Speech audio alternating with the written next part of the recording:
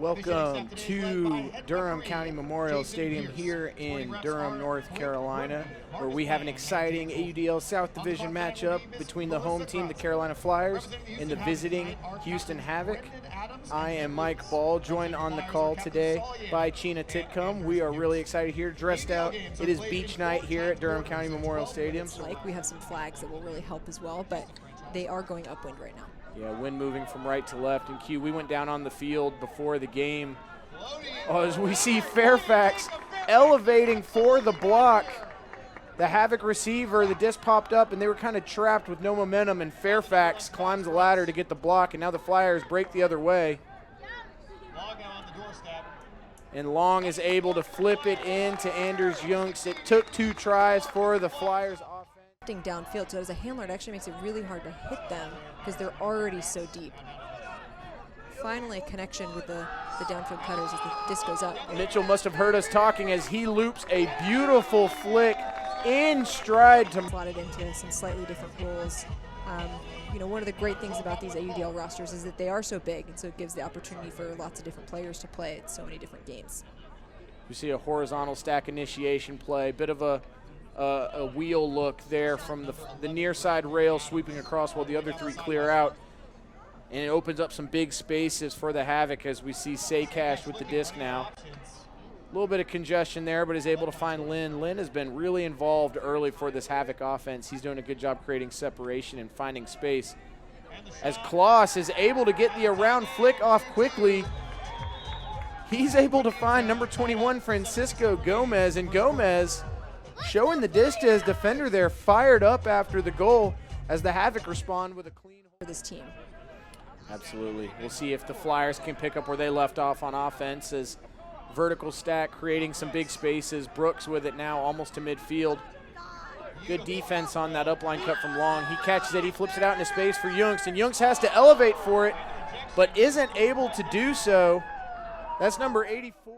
So you see player Pierce with the flick roller pull there. Has to really get it downfield, and the Flyers look like maybe trying to set up a double team of some sort, weren't able to get it down there, and now the Havoc are off to the races. Working it up this near sideline as we see the Huck go up. It's a bit floaty, but that inside-out shape from Lynn is perfect, and it is able to hit Mark Baldoff in stride. Havoc doing what the Flyers couldn't, connecting on a Huck going downwind. Continues it to Brooks. Rovner breaks deep.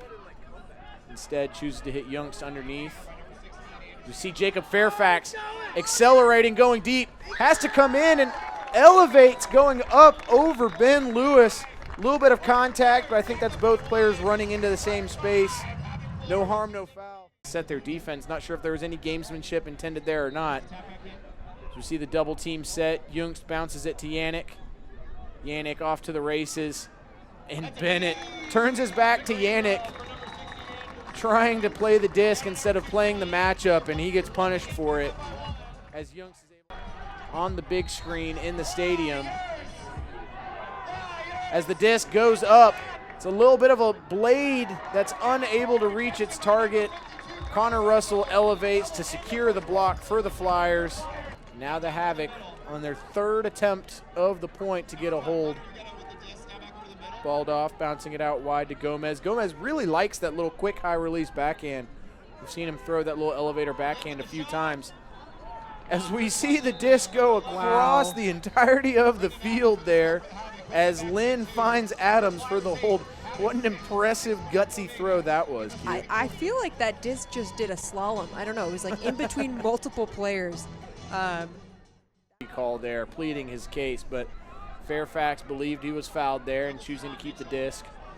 Now the Flyers have it as Long airing one out for Saul Yannick. Not a look we see that often for Yannick, as Bennett had been playing really good reset defense on him, so Yannick decides to just take him deep. Having to go backwards a little bit, but able to work the disc over here to the break side of the field as we see Tobias Brooks making a big butterfly cut in the back, and Anders Youngst finds him in stride.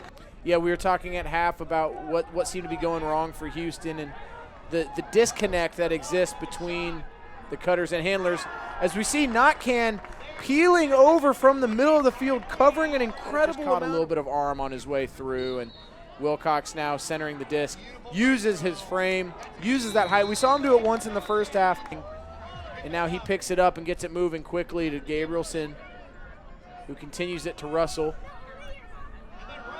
Russell tries to throw a big flick to Fisher, and he is able to connect. Felt like there was a play on the disc there.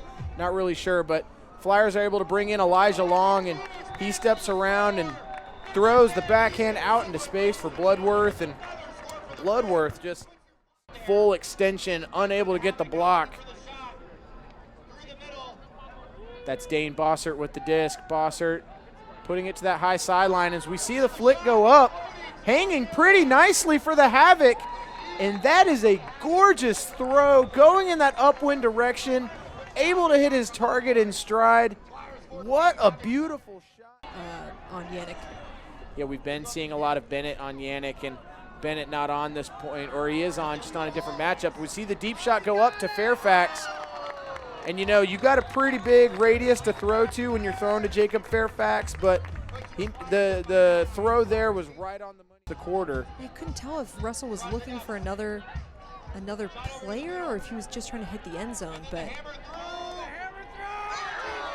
huge block from Andrew Vandenberg, denies the Havoc a hold at the buzzer. The ECU product leaving is so big and uses his size well to seal out his defender McKelvey there. As we see Ugetta throwing the blade to Jimmy Zuraw. What an inch perfect throw. Such a difficult throw with that shape, going that direction with the wind. Gabrielson with the disc, hits Vandenberg. Vandenberg has the continuation to Russell. Nobody ahead of Russell here.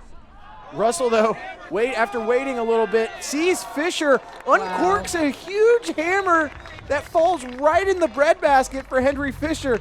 Yet another case where there's a big catch radius for you to we saw prior to his injury, and really happy for him to see him playing this well again. As we see a travel called on the reset, bringing it back in to Wilcox, who instead this time decides. He's very decisive with stepping and throwing. He doesn't really pivot or let the double team get active. As we see Pierce airing one out to Connor Russell. Pierce throwing it with perfect touch to Russell. It's been a tough night for the Havoc, so hasn't really had this opportunity, but Elliot Saycash was wanting to give a happy birthday shout out to his mom. As we see Wilcox chuck up the blade to the end zone. Not sure who that was to necessarily, but it was as the buzzer went off. That's going to be the end of this one here, as the Carolina Flyers are able to finish off a dominant performance. It was close in the first quarter, but really wasn't close anymore after that, as the Flyers are able to pull away for the 24-11 victory.